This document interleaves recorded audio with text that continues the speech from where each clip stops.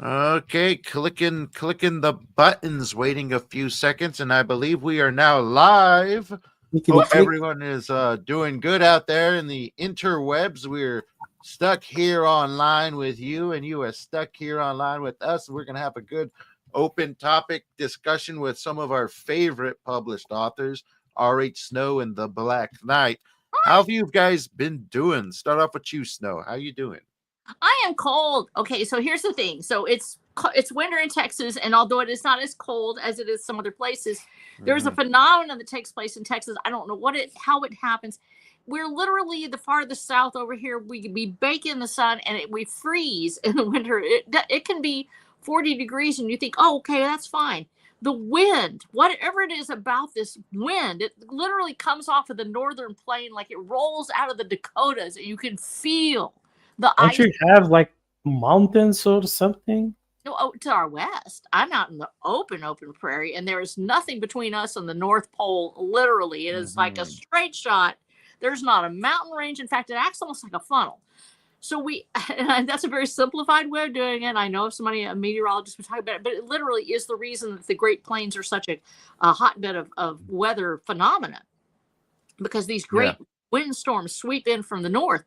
And so we had our first real blue norther come in, and it was actually blue. I have it written in Watch of the Dam, where we have this beautiful scene where the blue norther is coming in, and it's called a blue norther because the sky actually looks blue. You think that you are looking Mhm. at a clear sky. Beyond, it's actually the clouds rolling in, and the because of the high ice and the way that the atmosphere is layered, it filters out light and it turns this blue color. And so you can actually see this blue coming in. And so we had our first real blue norther, and it's not that cold technically. We didn't really get down below freezing except maybe at night. It's the wind, and the wind is a very wet, cold wind. And as it comes in, it just blows straight down from the north. Like I said, literally hundreds and thousands of miles of nothing but grassy Mhm. prairies and open plains. And it feels like the North Pole came to visit. So I have my heater. Of course, I'm living here in the Wonder Bunker of Doom. It's wonderful. I love my Wonder Bunker, and it's wonderful and toasty in here. I've got a lovely mini split unit that I've got, but I've also got Yeah. my fireplace, and I actually posted my picture of fire. Mongo made fire for me. I was very excited. But so when it gets cold like this, I end up cooking a lot of really warm things, and it's just it's so awesome when you're in a cozy place and you have a nice puppy dog and a nice blanket, and you can look over and see the fire, and then you look over to your other side and there's a crock pot filled with lentils or some other good earthy vegetable. And I love Mhm.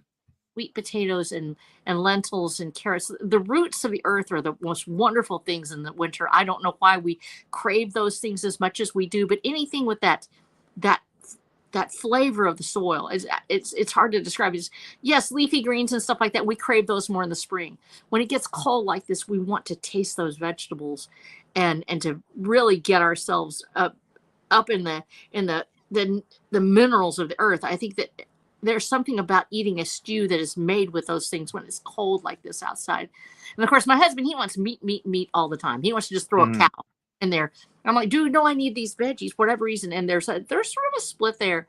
I love to have those warm vegetable dishes, and so he wasn't here tonight, so he wasn't making a pile of meat or eggs. And I was like, you know what, I'm going to have lentils. And so I'm making this gigantic pot of lentils made with I'll actually have to put orange peel in them, a little garlic, a rosemary, and sea salt, and then just have extra virgin olive oil right at the end. And it's the most wonderful meal. I don't know why, but it makes me feel like that's what winter tastes like, is a pot of lentils, maybe with a little bit of sweet potato thrown in because I like that orangey color with it, you know. But there's something so satisfying about that. So it's kind of a fun time of year for me. I'm in my cozy little hideaway, and I have my little pot of lentils over there, and life's pretty good right now. Hmm. Nice. Enjoying the winter. I'm sure you get plenty of writing done in the midst of it as well. I hope so. But right? Yeah. The Black Knight, you were talking about putting some stuff on the stove as well. How have you been since we last spoke? Well, I'm feeling better. Um, Certainly better than last week. Mm-hmm.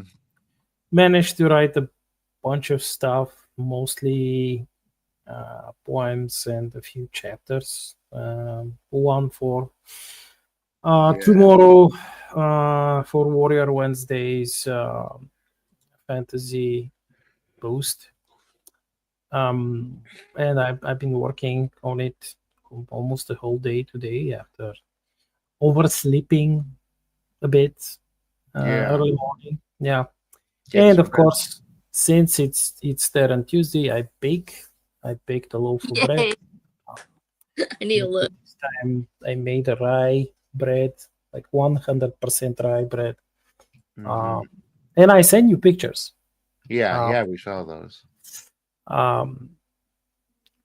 And yeah, it's a denser loaf. It takes extra time to cure, and perhaps it's best if you make it with live yeast or sourdough starter, and leave it to rise like for at least 12 hours. Oh, that's so a good. Yeah, so it can mature extra. And I've been enjoying it. I've been enjoying it ever since I found that flour, that rye flour, stone milled rye flour. I love hearing that. Yeah, it's not industrially milled; it's stone milled. Yay! And it's naturally oily when you make the dough. You don't need to add like olive oil or anything. And it's also naturally salty, has like minerals, selenium. So you add less salt and of course no sugar. And it has a earthy, nutty aroma when you bake it. The bread. It's really filling. You don't need to eat like slice after slice, and especially with the bean stew that I made with cured pork ribs. It was amazing, and I still have some left for tomorrow, and then I'll just snack on my bread with soft cheese. It's not cottage cheese, it's different. It's like almost like a cream cheese which you can spread on your slice of bread, and some butter and some olives and some salami. So I haven't had this like type of easy day with no cooking except the baking, of course, for I think about a month. Yeah. And of course, tomorrow there is collab poem which I and Arcadian World on Substack wrote together, and it should be up tomorrow, available. Nice. What's it about? You want to share? Yeah. Well, I will not spoil it, but it's about fireflies and fairies. Oh, okay. Very fantastic. Mystical stuff and whimsy stuff, and yeah. Whimsy. Yes, and that's whimsy. After I will tell you about. I think we mentioned it before the stream. Of my visit to America. Yes, you're going to tell us about your journey. Yes, and a specific part of the journey. Oh, really? Yes. Would you like me to Yeah. Okay. Go So, for it. all the things that I liked and I loved, there were, of course, things that I didn't. Like, all places are not perfect, and all people are not able to like every single thing. Yeah. In my case, being a bread, um, I'm not going to say that I'm a bread purist, but Yes, I you. like maybe. So I was dismayed. I was flabbergasted. I was distraught Oh my goodness. um, when I purchased. I think it was Wonder Bread or something. The cheap stuff. Oh dear. Is it? Yeah, I just assume that it's like back home. Even the cheap bread is bread-ish. It's bread. It's okay. Um, I was wrong, and to my horror, when I made a couple of sandwiches. I think I made two, and I went to work, and came the lunch break, and I placed the sandwiches in the microwave, and I decided to eat them, um, and they melted. Oh yeah. They freaking melted. I don't think I ever had bread that melted. Usually, if I put it in a microwave, it gets nice and stale and dehydrated. I Ours don't know. They melted. They turned into whitish goo. okay. Interesting. What did you have? Did you have like it didn't toast, instead it turned soggy and mushy. Is that right? That fell apart literally. Is that right? Yeah, well, Yeah. it turned into like a goo adjacent substance, and later that day I went, because we were going to go shopping again, Mm-hmm. and I purchased a different sliced bread.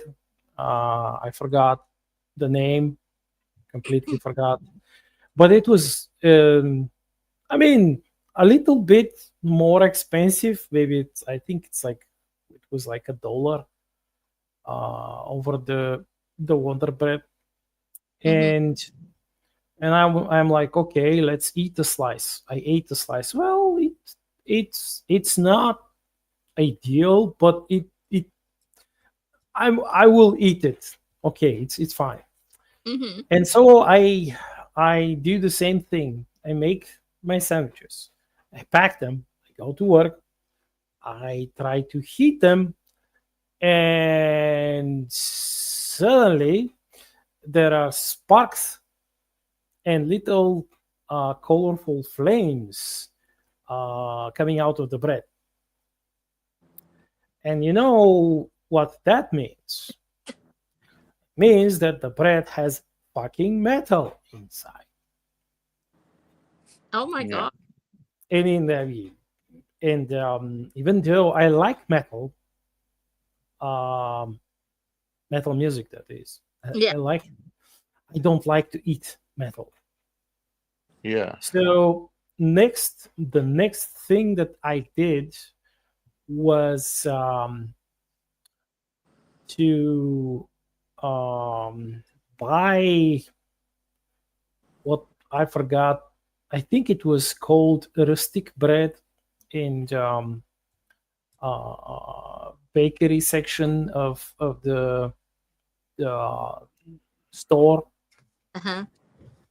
which was so rustic that um, they received it frozen, and they just shoved it in the ovens and they baked it. That's how rustic it was. And though I admit it tasted one level higher than the metal bread, Hear that, it Mel? wasn't it's not, I mean, it lasted like for 2 weeks. It lasted for 2 weeks without getting moldy. 2 weeks. And that's like out in the open. Now, and here's the thing: Yeah. when you're talking about it, and my mother made bread for me, so I actually grew up with baked bread because I have dietary needs. I mean, y'all already know it's like dairy will kill me. So my life is weird. I've been that way all my life. I'm sorry. I love cheese. I can't eat it. But so my mother made my bread for me. Well, she made these beautiful home baked breads that I actually have her recipes. And I grew up with home baked bread. And the flour, she would use a special baking flour. It really literally was such a different texture and smell. It smells like bread. And one of the things we notice with bread that's coming from the store now, I don't smell bread. I don't smell it, that fragrance that you should smell. Bread should smell as a particular, it is baked seeds. It's literally it's ground up. I understand that part, but it's what we're getting is not anything like the flour our ancestors used. Even a fine white flour was still ground up, and it still had parts in there that were meant to be in there. Yeah. It was completely bleached. It wasn't completely just washed out of all the good things in it. And they're trying to remove everything they can from it, the wheat germ and everything else, and they put it back together. They're just making paste. Literally, you used to make paste out of wheat. You'd use to glue stuff together. That's what you're eating is paste. It's not real bread because it doesn't have the wheat germ and everything else in it. And now let's be honest, the wheat germ, and it can be very difficult for some people to digest. That is why we had a process when we baked bread called fermentation. That's the sourdough process. That's the starter. And in fact, when we talk about it in Watcher the Damned, one of the things they use nixtamalized corn because they're cooking and they have to make sure that it's nixtamalized. Otherwise, you can get pellagra from it. You don't absorb everything if you don't nixtamalize corn. And it's more accessible in Texas than wheat would be. You can grow wheat, but they are trying to grow wheat. And one of the things they talk about is that when you're grinding it down, it can be hard to digest unless you use a sourdough starter, because the sourdough ferments it. It actually breaks down those parts, the gluten and all that stuff. And a lot of people who have a gluten issue or have issues with bread would not have had an issue with bread 50 years ago. They have an issue now because it's not really bread. You're basically eating glue that's been processed and stuck together and shaped and foamed up into a thing that looks like bread, but it doesn't smell like bread. It really doesn't have that beautiful bread flavor to it. I can tell you the difference between Mrs. Baird's bread when I was a kid, which actually smelled and tasted like bread, and what it tastes like now, and it's a completely different thing. And they'll say, oh, we haven't changed it. We have the same recipe. You have the same recipe, but the flour is different. What we're getting and calling flour now is so broken down and processed and bleached and everything else. It's taken out the actual product and it's just replaced it with a very basic level of what holds bread together. And that's that sticky, gluey part. And it's just shaped and preformed. So a lot of people who would do well with bread that's baked in an actual oven, like you're baking it with starters and fermentation, those steps are necessary for life. And when we take that out and we just bleach the bread and then create basically a Play-Doh version of bread, an extruded product that doesn't go through any of the steps of fermentation and rising or anything else like that, it's not the same. And you're actually getting a product that is very different than we even grew up with. The bread that we had when I went, of course I'm old, but the bread that we had that was wrapped, it still smelled and tasted like bread, and it's still molded. You put out just a piece of it, eventually it will go bad. When you can put out a slice of bread and it doesn't do anything for 2 or 3 weeks, it just sits there and looks like plastic, there's something wrong. Natural products eventually break down. If it's not breaking down, there's an issue. It smells more as like it smelled like antibiotics. Really?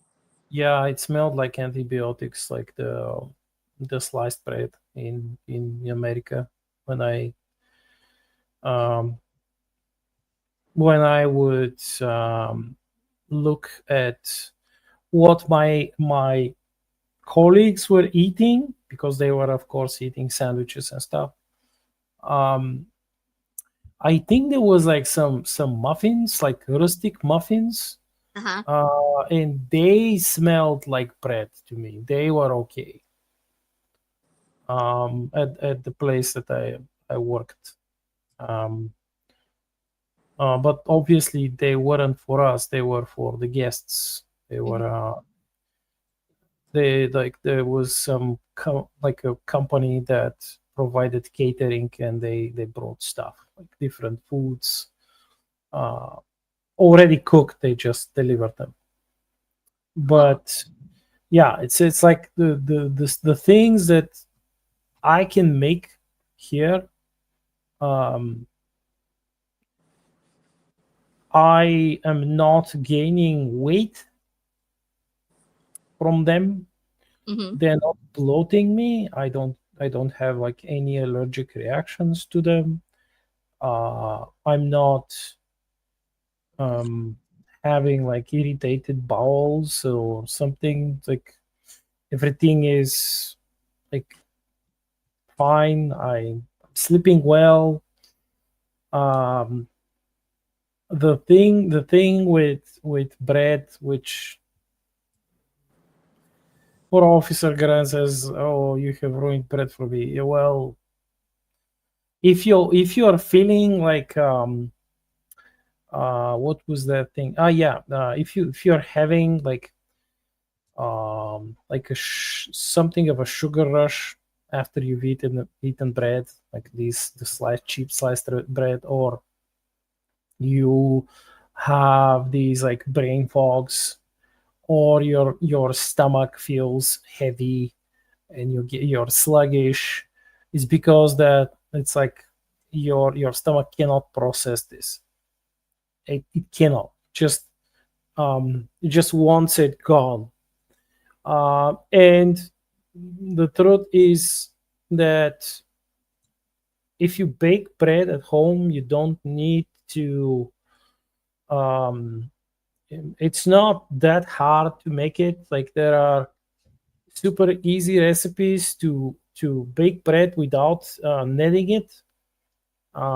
It's just that you have to leave it for a few hours to ferment, to for the dough to mature, and then you shove it in the oven, and that's it. Yeah. I think Yeah. Snow might have disconnected there. Hopefully, she'll rejoin us in a moment. Yeah. Slight So issues down there. so James, do you bake bread? Do I or bake bread? No, I don't. tortillas? No cornbread, no like anything? Maybe? Well, Snow's rejoined us. Yay. So I it's just really sent- Go ahead, Snow. I just sent you a picture of my mother's Better Homes and Gardens cookbook. We're going to go there. For whatever reason, it'll kick me out when I try to send you a picture. I sent it over on the Discord. And I'm like, this thing is 50 years old. And you were talking about how easy it is to bake bread.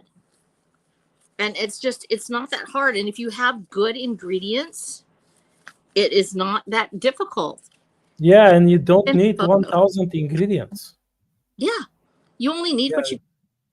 You need water, you need a little bit of salt, you need okay flour. It's like it doesn't have to be super special stone milled flour. No, you just need like a normal flour, not the enriched flour, like self-rising. No. Wait, Don't use this. Don't use it. Don't buy this shit. And whenever you see a recipe that says, yeah, you have to put sugar, In the dough for the yeast, no, that's bullshit. You don't have to. Trust me. You don't need to. Sometimes if I'm making like a dessert bread, I may use like a small spoon of honey. That's it. You don't need to, and that's a bread that goes great with fruit, for example, with apples, with grapes, with pears and whatnot. That's a recipe that my grandma left me, and she got it from her grandma. That's and it's actually this like dessert bread. It's actually like a peasant recipe. Oh, really? Yeah, and they made it because they were really poor. They made that bread with potatoes. Oh, potato. And Awesome. yeah, because they didn't have like enough flour. It's not that it was impossible to buy. It's just that it wasn't enough for everyone, so they had to like ration it. And they would make this dessert bread with potatoes and flour. They would mix it, and they would also add they would add honey, or if they didn't, of course processed sugar was not a thing, as you know. If they didn't have honey, then they would pick some berries. Like they had bushes of berries nearby. They would pick some berries and they would crush them, and they would add them to the dough. And this is the perhaps like the origin of one of the oldest holiday style breads here. And I think it dates back to ancient Thrace. Like some people even called it like the what was the name? The bread of Orpheus. Really? Yeah, Cool. and it was like they had a version, like many different versions of this. Of course, they didn't use. I think they used different kind of grain. They didn't use wheat. They had different styles of grain, and they would bake this bread with dried fruit, and they would eat it with wine. And they had like these old holidays, like for example the Dionysus holiday, where they would only eat this bread and with the wine. They would just dip it in the wine and they would eat it. And I think the celebrations were like a week long almost. And they would dance, they would sing, and they would only drink like a few glasses of wine, a few cups of wine with this bread. Have you watched, there was a channel on YouTube with the guy who is always trying to restore like ancient recipes and cooking old foods, and I think he made like more than a few Roman recipes from Roman times. And I think he made the shape, like that shape of that bread. And it's almost like there are indentations in it, like for triangle cuts. So when you break the bread, it naturally breaks into like, I think 6 pieces, like cake almost. So yeah, it's awesome. Potato bread. Yeah, Mora Officer Gun. You can I think you can easily make potato bread. You can if the good flour is too expensive, you could definitely mix it in with mashed potatoes. Do you use a lot of corn flour down there? Yeah, but what if it's GMO corn? Have you ever tried making a tamale? What? I'm not sure. It's a Mexican dish. Yeah, I know, I know it's a, but I can't. I Like, didn't there are realize. a few different Mexican dishes. Yeah, Like, a tamale is essentially like the easiest way to say it is a tamale is you take the corn flour, Yeah. all right, you turn it into dough, and you take the the husks that corn comes in when you get it. You got to peel off the husks. You take those and you kind of just cover them in the corn flour, and then you take your favorite type of meat and you put it right on top of there, and then you wrap it up. And you make like 12,000 of them at once. You got it. That's Yeah. the rules.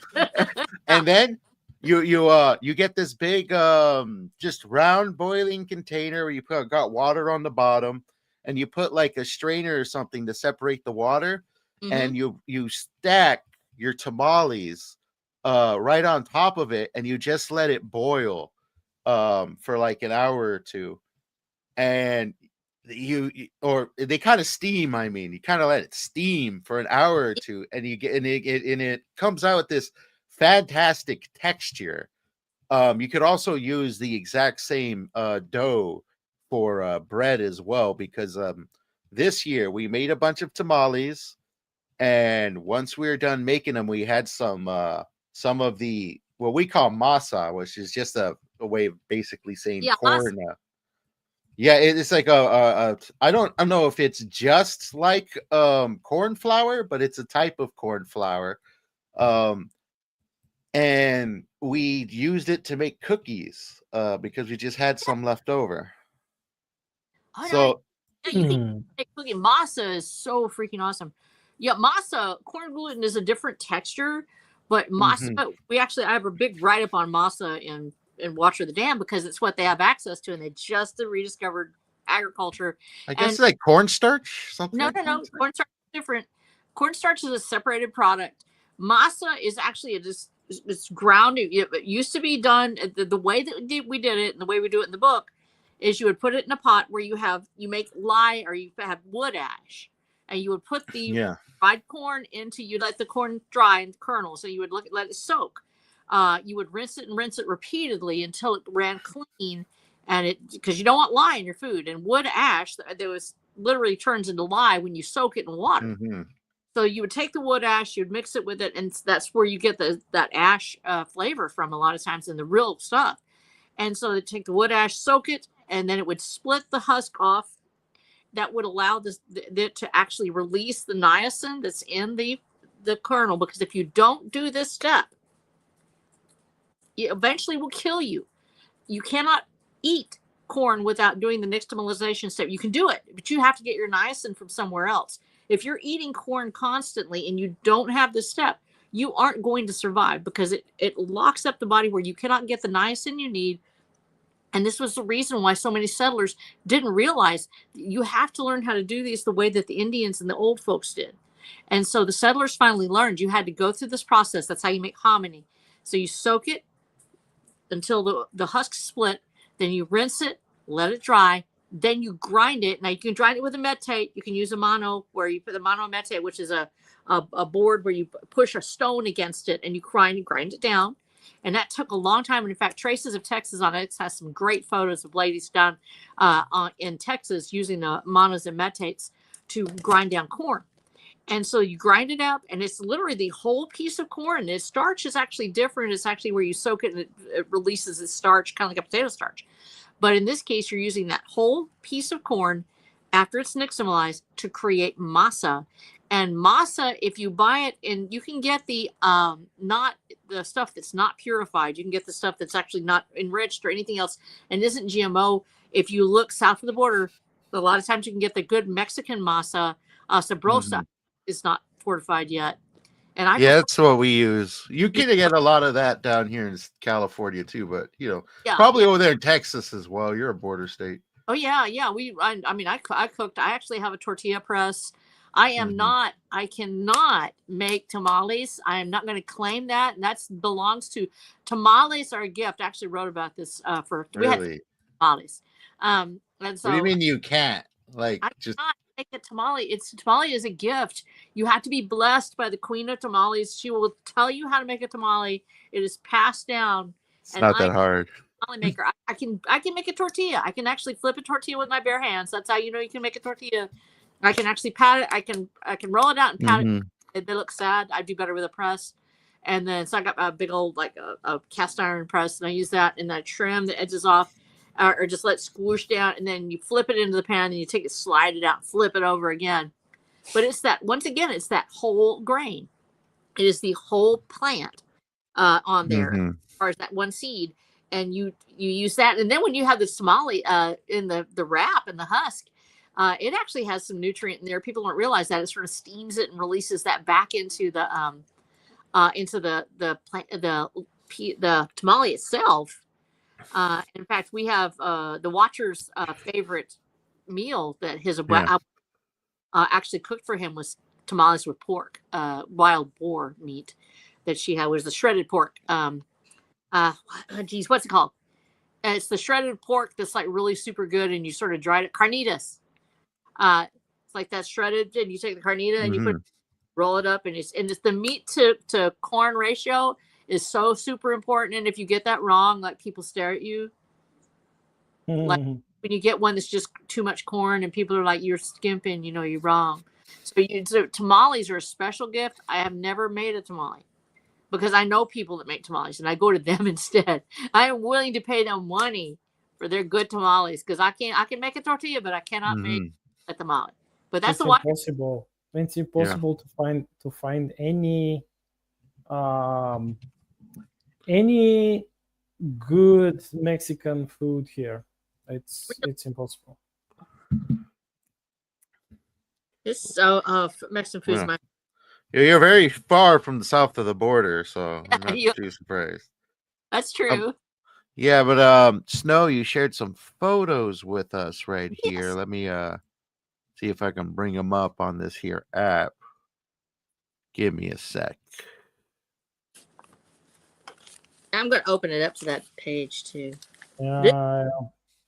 This is StreamYard just kicked me. No, I saw it just kicked me, and I was like refreshing, and it didn't like. It took its sweet time. I am so sorry. Yeah. Well, it happens. It doesn't happen just to me, but a lot of people. It's not just. I'll find you. I'll find you. I'll find you this potato bread recipe. Okay.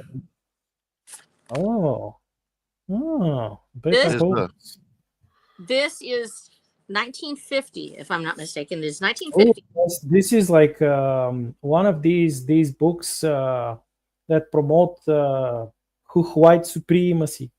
No. And fascismus and racismus. Yes. It's evil. It's evil. What, bread supremacy? It's bread supremacy. Yes. These people, they actually knew how to cook. But my mother was a young bride. So 1950, this is her book. It's actually got all of the, I write about this book frequently because it's like the treasure trove. It has all of the notes. You can see all the little notes sticking out of it. All of her clippings from the newspapers or that she would write down at a church function. So there's still bread on this. Those stains are actually food that nobody could ever get cleaned off. And now it's like created this ambiance. So this book has absolutely been through everything 1950 to 1920, 2025. 75 years old. Is that right? Dude, that's old. Okay. So it's like, this is a cherished book. And one of the things I love to look at is because how simple recipes actually are. And they made these, they didn't expect everybody to just go down and buy bread. You were expected to bake bread. And so the second picture is actually the photo of the bread recipes, and I took it directly out of my mother's, Mhm. the one that it opens up to. Now it's one that I couldn't have as often. It's right next to the cakes. Oh my gosh, y'all need to see the cakes eventually because the cakes are just the bomb. They are made with so much lard and good stuff. But this book itself, let's do a reading of Okay. Perfect White Bread, shall we? Sure. Yeah. I'm going to do it in my 1950s voice. Perfect white bread. 1 active dry yeast, or 1 cake compressed yeast. 1/4 cup water. 2 cups milk, scalded. I don't know why they're scalding that water. The poor milk. I was actually, it's to give it a certain body. 2 tablespoons sugar. 2 teaspoons salt. 1 tablespoon of shortening. Now, shortening would be a vegetable oil like Crisco, but you could also substitute lard. I'll say that. 1 tablespoon shortening, 6 to 6 and 1/4 cups sifted all-purpose flour. Soften active dry yeast in warm water, or compressed dry yeast in lukewarm water. Combine hot milk, the sugar, salt, and shortening. Cool to lukewarm. Stir in 2 cups of the flour. Beat well. Whack, whack, whack, whack, whack, whack, whack. Add the softened yeast and mix. Add enough of the remaining flour to make a moderately stiff dough. Now, this is what we've forgotten. What is moderately stiff dough? Does anybody know? I know. Tell me about it. How does it feel? There's actually a feel to it, isn't there? Well, it feels different before you knead it and after you knead it. So the standard kneading time, it's between 6 to 8, 9 minutes, and you're not like punching it like what was that thing, like the boxing, yeah, you're not punching it, you're just folding it gently. You don't have to exert too much strength, but like what that means is that when you squeeze the dough before it should not have any liquidy bits. Yeah. None. And when you knead it, Okay. after the kneading, it should be like a bit springy. And after the first rise, it will be properly springy. And then you can fold it as many times you want to create more gluten and more and more and more and more. So the yeast would eat it and like pre-eat it for your belly. And when you bake it 8 hours later, it has risen perhaps twice its volume, its original volume. You just have to make sure to not let it over rise, because then it will not rise in the oven. And the thing with that sugar, everything in that recipe was wonderful until you got to the sugar. Well, you don't need it. You don't need it. Fast recipe. So this is actually the reason it was added. So that's because it actually makes the yeast rise fast. Yes. It's that. So you had the active housewife, and she's going to make this. Let's see. But wait a minute. What was the milk used in this recipe? It would have been. It just says milk because they didn't separate it back then. Oh, okay. So milk has natural sugars in it. So I don't see why, unless you want to bake it like in an hour. Yeah, that's maybe exactly smart. That's exactly why it is. Let me read it to you. They're saying that actually right here. Turn it. So now you beat that moderately stiff. Here we go back to our voice. Turn out on a lightly floured surface. Knead it till smooth and satiny. 8 to 10 minutes. Shape into a ball. Place in a lightly greased bowl. You have to grease your bowl, guys. Don't just stick it in there. It'll stick to the surface. Turning once to grease the surface. Cover and let it rise in a warm place till double. About 1.5 hours. Mm-hmm. Yeah. That's it. That's a way faster rise. Punch down. Let it rise again till double. About 45. That's why the sugar's in there. It actually speeds up the process. Then cut dough into 2 portions. Shape each into a smooth ball. Cover and let rest 10 minutes. Shape in loaves. Place in 2 greased 8 by whatever pans or loaf pans. Cover and let rise until double, about 1 hour. So they do have 3 times that they let it rise. But the sugar speeds up that process. And then they bake in a hot oven at 400 degrees, 35 minutes or till done. If top browns too fast, cover the loaves with aluminum foil for the last 20 minutes, and it makes 2 loaves.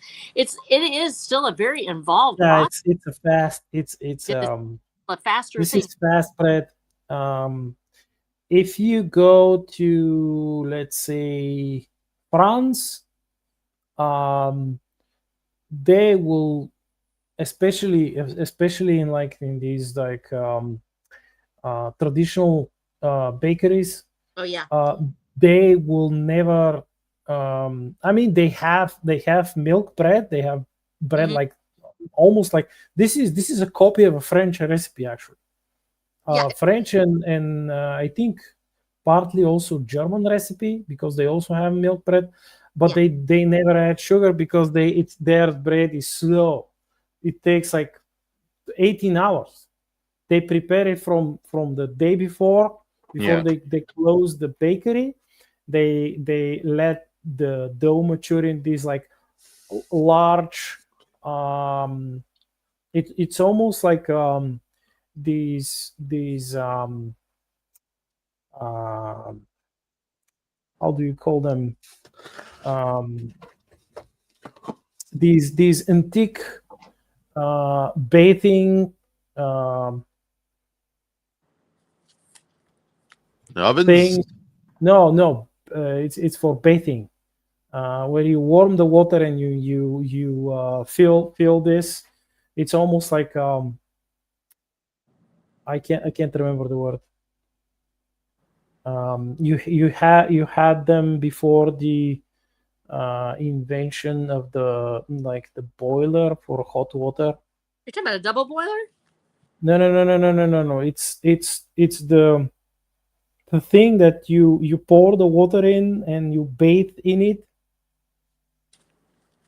Okay, so it's a water baker. It's kind of like a double boiler, though. No. It's you lie in it and you have the water inside and you bathe in it. You lie in it? You mean a person lies in it? Yes. Okay, you're like a bath. Yes. Oh, dude, I don't know. You're talking about like a tub. Yes, like a tub. Okay. So yeah, they had this, but they were made of wood, and they would ferment the dough in them, and in the morning, I'm talking like 4 o'clock in the morning. They would go to the bakery. They would measure the dough, split it into balls. They would measure them. They would shape them, put them in the baskets, like the floured baskets, and they would leave them to rise, like the last rise, and then like I think 6 o'clock, six and something. But the entire process, like for them making the new dough, maturing it takes like 18 hours. Yeah, it's a long process, and then you will have no issue eating this bread. You will have no bowel irritation. You just, because it's just maybe milk, some salt and flour, and they're not even using commercial yeast. They have their sourdough starter, and that's how they make the bread. That was it. That was it. No, and actually, this recipe, the actual recipe that you just read, is just a variation of this recipe. Yeah, well, here's the thing. I looked through this whole thing. What you're talking about with sourdough, there's not a sourdough recipe in here. I find because it's 1950, They were moving away from the old ways of cooking, and you see where they were trying to go faster with it, trying to make it to where you had a newfangled oven. You would put it in the oven and cook it more quickly, where you could bake it and eat it that day. My mother actually went back and found a sourdough recipe and wrote it down here. I actually have the one she hand wrote, and she stuck it in here on how to make a sourdough starter. I remember when we started rediscovering sourdough cooking. It was a huge thing because people were wondering what happened to those recipes, and we weren't seeing them in the regular cookbooks. She had to create her own, and then she has a recipe for sourdough bread actually, and the same thing that you're talking about. There's no sugar in it at all because you don't need it. That you don't need it, and that's it. And so, but then things started changing with milk, and you talked about, it just said milk. It didn't say whole milk or skim milk or cream. It just said milk. Milk was so different at that time, and I'm allergic to milk, but I can tell you what it tasted like and what it looked like. And anybody who drinks actual real milk knows this is true. That it is creamy, has a little bit of a foamy part in it. It is it is thicker than just this watery milk that you're seeing from the store. This 2% milk or whatever. It actually has fats and sugars in it. Now, if you wanted to make a bread and you wanted to make a milk bread, you would have to add in those sugars because it's no longer there in American milk products. You have to literally add it back in. But if you were using real whole milk, you would not have that problem. And in that, real milk didn't start selling as skim milk. That was actually considered to be an inferior product. I believe until the 1960s, they brought it out and realized they could actually, all milk is now skim milk. 2% milk is skimmed milk. It should be 4 to 9% fat. Lame. Yeah, I know. And so it does affect the way that things are cooked. And in fact, it makes a big difference. We're talking about this. I actually have recipes in Watch of the Damned, and I use this book for a lot of the recipes. And because of my mother's writing in it, because of the fact that she was born in the 20s, her recipes are actually from an older time. So those when you're talking about those particular ingredients, one of the ways that when we're writing our stories or whatever, that we say, how do we actually make them make sense? We need to go back and make sure that our ingredients are actually ingredients that somebody would be using in that world. If you're not splitting up all of these different, products, if you're not skimming all of the milk, fats off of the milk, you're going to have a different flavor and texture. And that's why we're missing some of these things in our modern, that bread that you're buying from the store that comes in a bag, why it doesn't smell like it. Those things aren't there. It's very synthetic. It's broken down to the most basic of elements, and then things are added back in. And that's why it's missing that incredible smell that we still have in some of these products overseas. And people have been noticing this when we talk about bread supremacy. Europe does have, and because they did not give that up for convenience. It is a wonderful thing that I was able to sit down and eat my mother's bread. But it was great that she could come home. She would, if she'd been out and, she would go out and go shopping or whatever. She could come home and bake a loaf of bread. By the time Dad got home for dinner, it was ready. But it is not, and even then it had a great smell. But by the time I get to the 80s and the 90s, it's starting to lose that flavor and texture. Wrong. So when we're looking at these recipes, not just in our books, but in our lives as well, what is it that we're missing? If there's just ingredients in this, pick up your food and turn it over and see these lists of, 1,000 ingredients that are on the back. If you're, soy lecithin, mononatrium glutamate, and blah de blah. Yeah. Hearkening the conversation back for a quick second, I uploaded some photos of what tamales look like. This is a yes. You saw these before. Black Knight. I saw them on picture. I never ate them. Yeah. You cook. One step I left out is you're supposed to cook and season the meat beforehand, preferably slow cook, so that way it kind of falls off the bone. Because it's supposed to be in sort of like a nice shredded texture. That's a carnitas. And, 1 second. Did you make these? Did you make these delicious tamales? I didn't make them, but they were made. This is right when they just check them to see if they're done. You see, they're in a nice tall pot, and they're all vertically. They're placed vertically up, and you take some of those corn husks and you put them on top to cover them. But we were just checking some tamales, so you see 2 tamales on top of there, seeing if they're done. And then one step is you kind of, once they're done, you put them aside and you let them cool down for like a half hour to an hour, because they can be very soft until then. But this is a plate of cooling down tamales, waiting for them to cool down right there. Yes. Oh. Yes. Very easy recipe. The ingredients shouldn't be that difficult to get your hands on if you want to try it. It's basically chicken with your favorite seasonings. Doesn't have to be chicken. You can put whatever meat you want in there, whatever sort of dish you like, and you can get very creative with the masa as well. Because, like, you know, there's dozens of different types of these people make. They have some that are called sweet tamales, where they put in fruit and they mix in a bit more sweetness into the masa. Because the way we do it is when we cook our chicken, you know, it's nice and it's in a big boiling vat full of juices and fat and seasoning.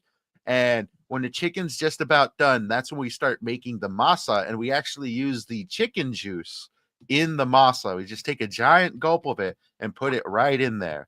That helps kind of give it that more reddish texture to it, and brings out some flavor as well. But you can get creative. This is basically just a base recipe, and people just kind of take it from there and turn it into whatever they want. Okay, I'm going to ask you a question. I'm fixing to ask you a question, James. Your chicken, do you get the whole chicken? Yeah. And do you get like a stewing hen? Do you actually get like one is a specific kind, because it tastes so much better than the ones that are grown just for breast meat? And actually, stewing hen. We did not use that, but we did use bone chicken. It wasn't just breast meat. And we let it cook, you know, for like a good hour and a half on low heat, so that way it comes to a good boil, cooks slowly, and it just falls right off the bone. Oh yeah. Yes. Really good, real easy to make, real easy to master. And like I said, the ingredients shouldn't be that difficult to get your hands on. Particularly, they're pretty widely available. At least over here, they might be widely. I can imagine that like your corn supply isn't that limited down there. No, it's like I think corn flour. It's 5 times. No, it's 6 times more expensive than regular flour. Yeah. Interesting. We lost Snow again. I think the streaming service is having an issue, but it's having an issue. But the corn stuff, after the war in Ukraine began, we kind of like it the price of the corn flour rose exponentially. And they claim that it was because of the war in Ukraine, but I found out, as others have, that it was just a speculation. What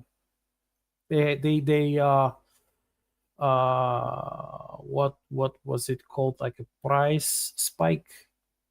Yeah. So they lied. They claimed that. Really? Yeah. Well, it's usual stuff. So they actually claimed that all of the corn that was used here to make the corn flour came from the Ukraine, which was a lie. So they could spike the prices, and then later this year, was it? I think some people actually found that out, and the government regulatory body did jack shit. They did nothing, which in our ex-communist corner of the world means that they've been in on it. They've probably partially orchestrated it, so Uh-huh. they get some money as usual. So How fun. I'm not quite sure that corn flour and other stuff would be like, I think a package like 1 kilo of cheap flour is about $2, and the corn flour is, I think, This $5. is really interesting. Yeah. This is what we use in our house. Yeah, This yeah. is what How we much? How much bread. is it? This one goes about $3, $3 to $4. So ours is like twice as expensive. Okay. Do you usually get a bag this big? I think this is supposed to be like a couple pounds. No. This is like how much is this? This is $3.45. But for what is the, like, how Oh, many 4 kilograms? pounds. There's 4 pounds. Yeah. I mean, it's just corn mostly. So Well, so how, like, what was like pounds to kilograms, you say? That's That's- about 1.8. so almost close to 2 kilograms. So by the package of corn flour that I said costs like $5, almost $5. Uh-huh. It's I think it's half a kilogram. So that's the half a kilogram. How much in pounds? Let's see. So this would be about 3 times as much, I'd imagine, right? More. 6 times. Really? Wow. So you'd be looking at like $16. But at the same time, you can make like, and I mean a lot of tamales with this. Like a Yeah, really lot of you tamales. can, but like half a kilogram, Yeah. which is like 1 pound of in your system, in your metric system, 1 pound of corn flour costs like about $5 here. Okay. I'll shoot you $5. Get yourself some corn flour. Yeah, I'd like to see what you could come up with it, because you could use it for a really, and I mean really, a lot of dishes, and they actually make really good fluffy cookies. but the thing with this corn, I have to see where it comes from. Yeah, Because I mean, you're gonna have different brands, obviously. If it comes from like if it comes from actually what they say, they are saying that it's coming from the Ukraine. Yeah. It could have like been polluted with depleted uranium. Yeah. So I'm not eating. Don't need no depleted uranium corn. I'm already depleted. I don't need uranium in me. Right? Yeah. We're gonna broaden your horizons, though, cooking wise. We get a lot of different ingredients in your hands. Yeah.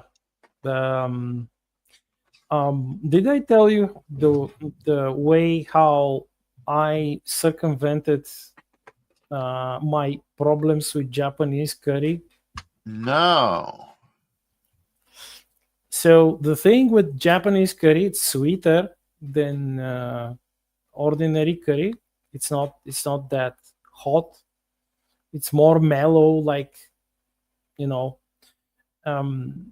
the way they do it is by making a specific curry roux with milk, and they add grated fruit, usually apple. They grate an apple, and it comes from their navy. When the British brought curry there, the Japanese navy saw that it's nutritious, and they adopted it. They changed the recipe, of course. They Japanized it, and I mean, the history there is awesome. It's amazing. But the thing is that, and of course we also have it in anime curry a lot. So the way I circumvent my issue was that the way people cook Japanese curry in their homes is that they do not make the curry roux from scratch. There are curry blocks already cooked that you it's like almost like thick chocolate, the shape of it, and they just break it and just add it to the ingredients, and it dissolves into this wonderful curry roux. But as most things imported here from far away, a pack of these chocolate-like blocks, curry blocks, in Japanese money it would cost like 3,000 yen here or something, and in Japan it costs like under 300 yen. So I kind of found a way to circumvent this by using potato mash, either like to boil real potatoes and just crush them with the masher, or get the already made packages of potato mash, which they're just dry, and you add milk and you heat it, and it's voila, you have like the potato mash. So I used that, and I just added the spices, and it was amazing. Nice. And the one of the things was that I was not sure that that counted as Japanese curry. Mhm. I asked a guy who does cooking for YouTube, Yeah. a Japanese chef, and he says, "Oh no, don't worry. That's we often do it when we are out of blocks. We often do this, like we just use the potatoes and crush them. We make quote unquote potato curry roux." Nice. Have you ever had stuffed potatoes or a stuffed baked potato? Yes. Yeah. I have. We Slavs have a whole lot of different dishes with potatoes. Okay. Probably more than anywhere else in the world. Okay. So you've done the one where you basically bake a potato, you cut it in half, and you hollow it out, and you take the hollowed interiors, you kind of turn it into a mashed potato. You mix it with like your favorite seasonings, maybe like some garlic, and you put a little cheese in it, right? And then you take the mashed potato and you put it back inside the potato you hollowed out, which is be split in half, and then you bake it again so that it gets crispy. Have you tried this one?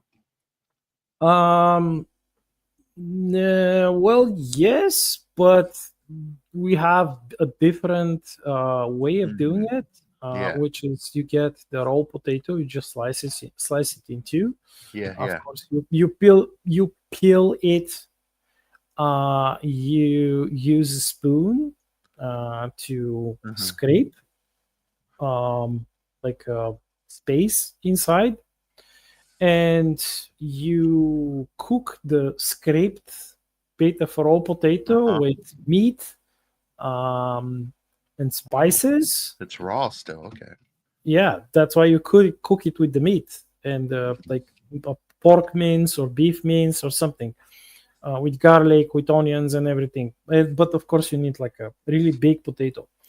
The only thing which why most people are hesitant of cooking this recipe is that they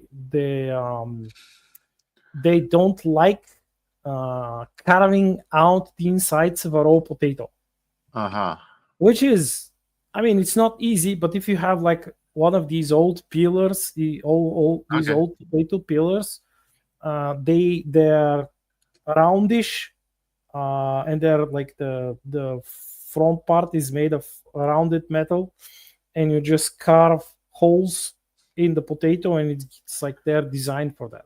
So when you cook the carved out part of the potato with the meat, then you stuff the potato, you assemble it, you put the lid of the potato, and then you bake it. But the idea is that you add peppers, you get some peppers, and you place the pepper, like you split it in half, and you place the pepper around the potato. So even if the potato gets like a bit mushy, the pepper will hold it. Well, okay, I get you. And it's awesome, but it takes time. Your recipe, which you carve the already mushy potato, it's much easier. Oh yeah, because it's already regular mushy. potato is very there's a lot to deal with there. Yeah, that's one I make every now and then. It's very good. A nice simple side dish right there goes good with a nice steak, some meat. Do you have, by the way, in the stores, do you have like phyllo dough? I don't know. I usually don't go like in the baking section. Not really big on baking, so I don't really know what they got there.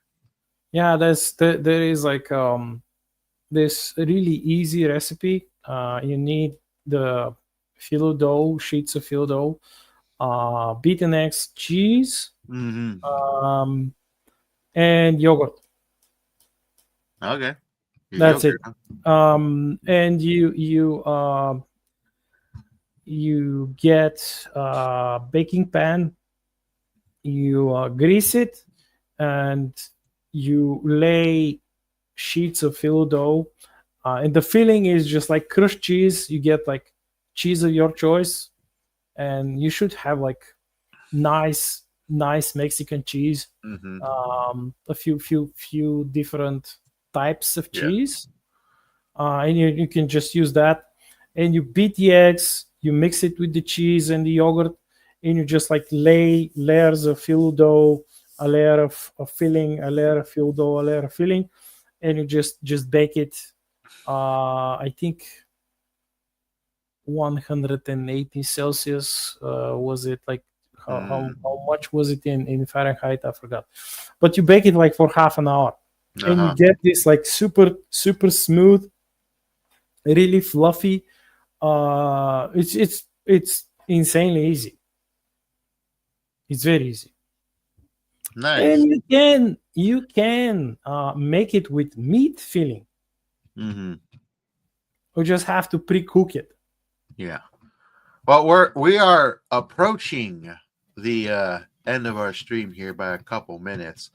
So while unfortunately Snow's not with us, maybe she'll join us momentarily. Just in case she doesn't, why don't we go ahead and do quick wrap-ups, and hopefully she'll be here by the time we're all done. Any last things you wanted to share with the stream, man? Any thoughts? Talk about stuff you're working on in the back end, what they can experience in the future, what you're going to produce in the future. Well, I attempted to complete the 8th book in the series, in the Star Shattered series this year, but it was impossible for me to do it because of all other things that I had to do, and real life stuff, and that renovation that slowed me down for like 3.5 months almost.